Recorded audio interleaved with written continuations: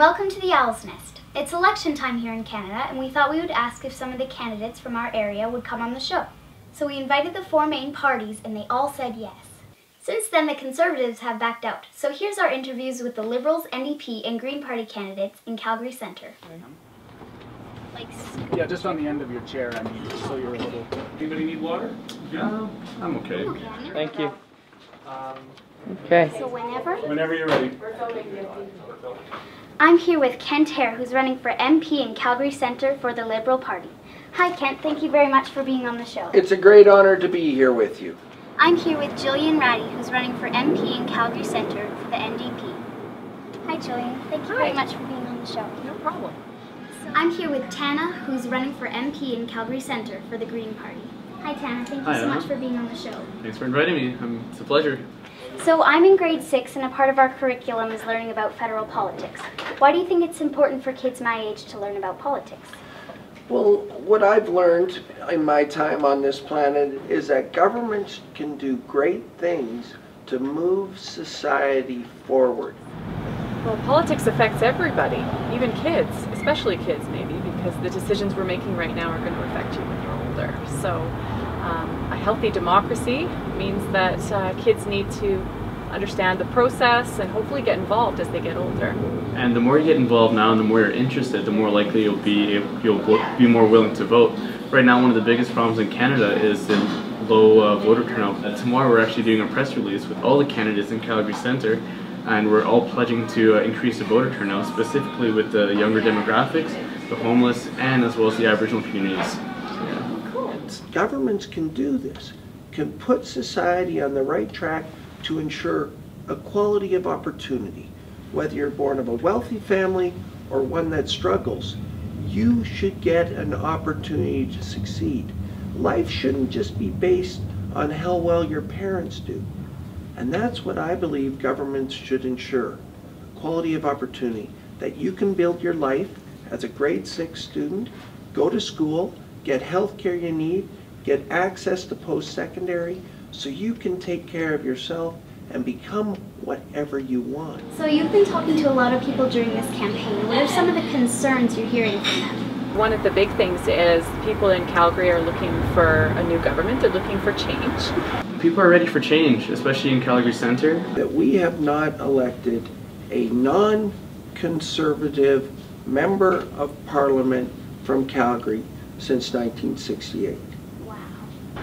I hear a lot about healthcare. I'm a doctor, so people like to talk to me a lot about healthcare. People are concerned with having enough money for the public healthcare system, and that's something that's very important to me. They're also concerned about the economy and the oil and gas industry in particular. Living in the middle of Calgary, that's how a lot of people make their money here. Two things that come to mind right away. Number one is jobs, and number two is vote splitting. So unfortunately, with the electoral system that we have today, it's called first past the post, people are often not voting with their hearts and their conscience, and rather they're voting for trying to get rid of somebody or a party that they don't want versus a party that they do want. It's kind of unfortunate because a lot of people tell me, hey, I would love to vote for you, but this time around, specifically in this election, we want to kind of get rid of the Conservatives and we want to try something new. Because there's a great many different people who live in Calgary Centre. One, I represent 2,000 homeless people. I represent 10 to 12 seniors' homes. I represent people who are lawyers and doctors. I represent brand new citizens who are voting for their first time. I represent kids in grade 6. Do you think all those people have exactly the same issue on their mind? No, they all have different concerns. A great concern of many of my constituents is the economy.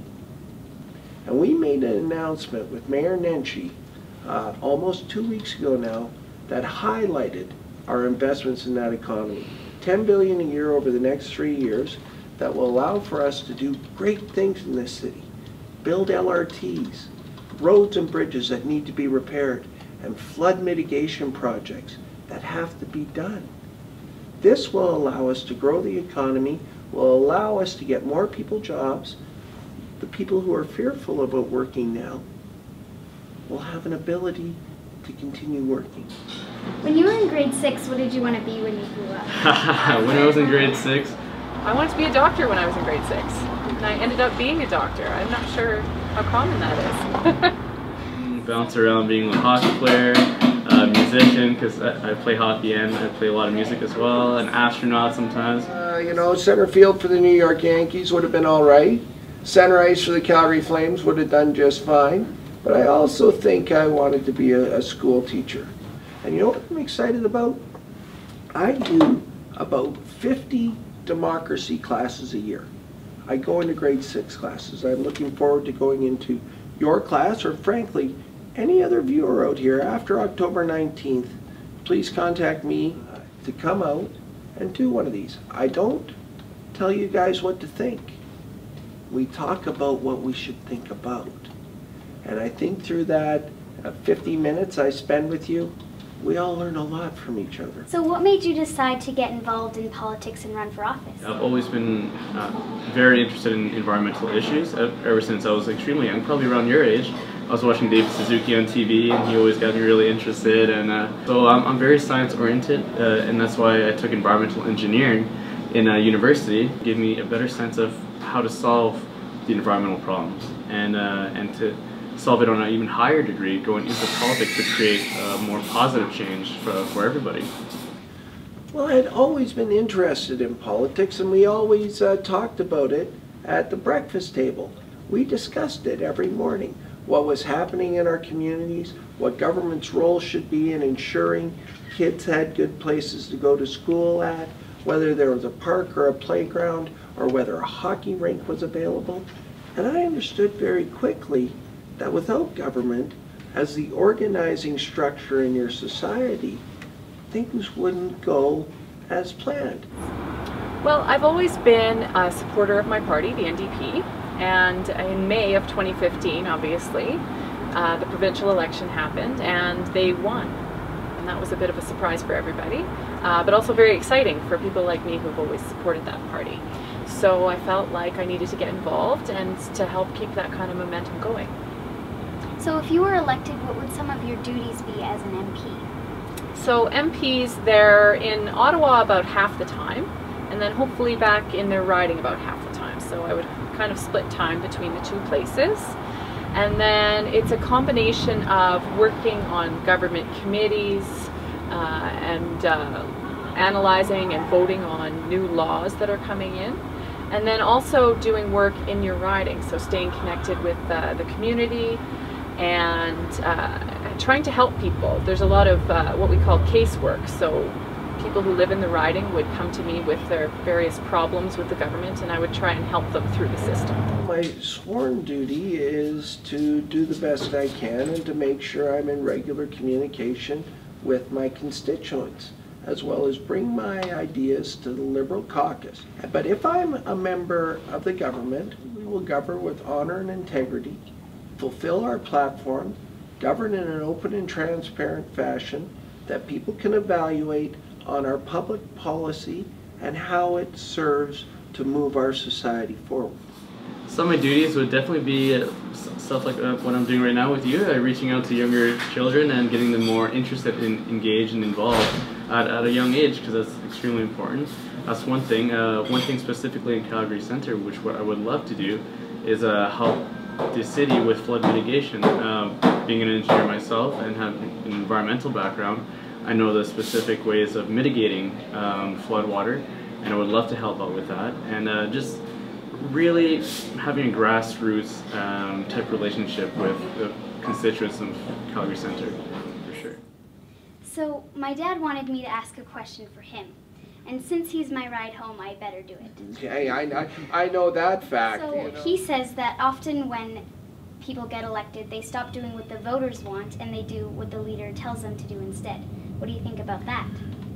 That's a difficult question. Here's what I know about the Liberal Party of Canada, okay? I had the privilege of going out and watching a caucus meeting, okay? What I saw in that, and caucus meetings are when the leader of your party gets together with all the members who are elected underneath that party. okay, where they discuss, where hopefully they discuss ideas and share the concerns of their constituents. I have done that at the provincial level, okay? So if an issue comes up, okay, I saw robust discussion at that meeting of all the members of Parliament that were at that meeting in the Liberal caucus. My time to battle for my constituents is in that Liberal caucus or in that meeting where we get together. And I know how this works. You fight hard on behalf of your constituents through a Liberal value, okay? And you bring the issues to the table, whether that be on housing for those who need it, whether that be on health care, whether that be on pipelines or the oil and gas industry. And I'm going to tell you this, you don't always win those battles. But if you fight hard with reason, common sense, and science, you're more successful than you're not. Well, yeah, all the major parties have what they call a whip. So essentially, once you're elected as part of a party, you're kind of expected to vote along the same lines as the party. And I understand that could be a hard thing for people, I think, because nobody's ever going to agree 100% with what the party does. We all choose a party based on what we mostly agree on, but we're never going to believe in all of it. So I think that that's probably one of the big challenges for people who are elected, deciding what's more important to me. Is my party more important, or are the people of my riding more important?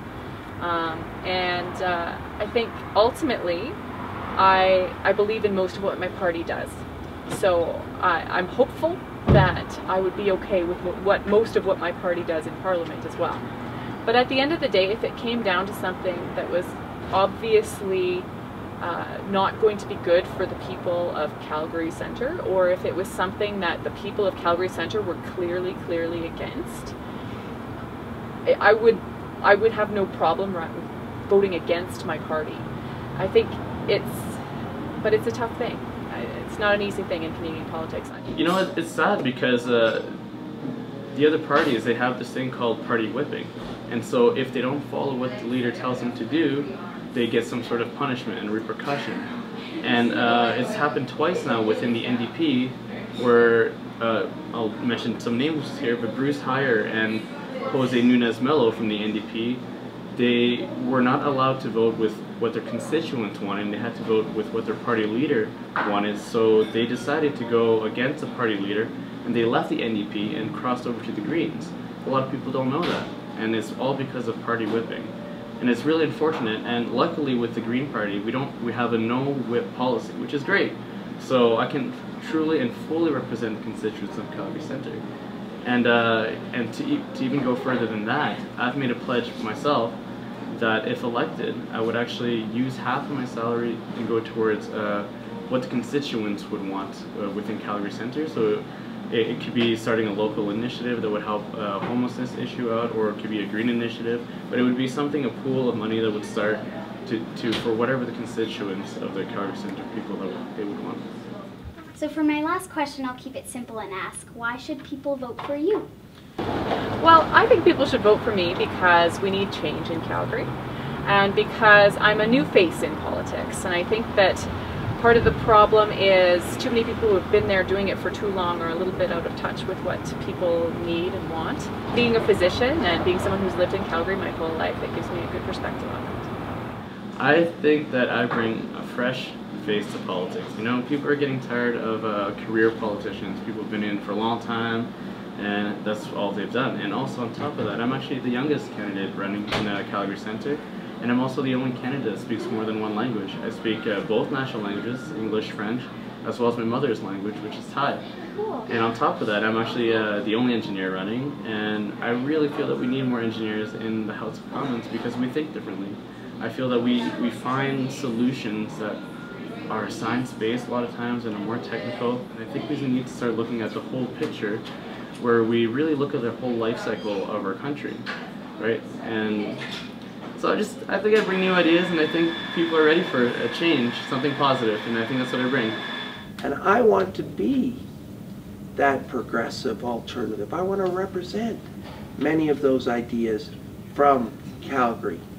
I want kids your age when you're ready to run for election in 5 or 6 or maybe 10 years, to be able to run for whatever political party you want and maybe win in this city. Because we're capable of a diversity of thought.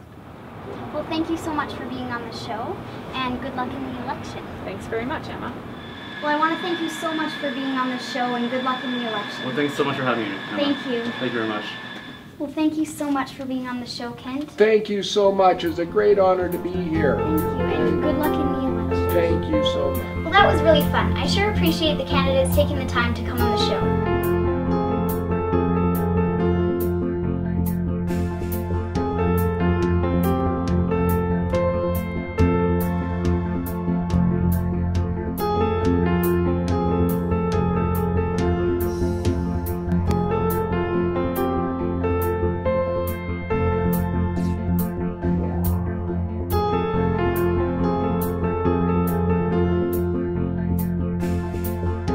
Thanks for watching. Don't forget to like, comment, subscribe, and share it with a friend.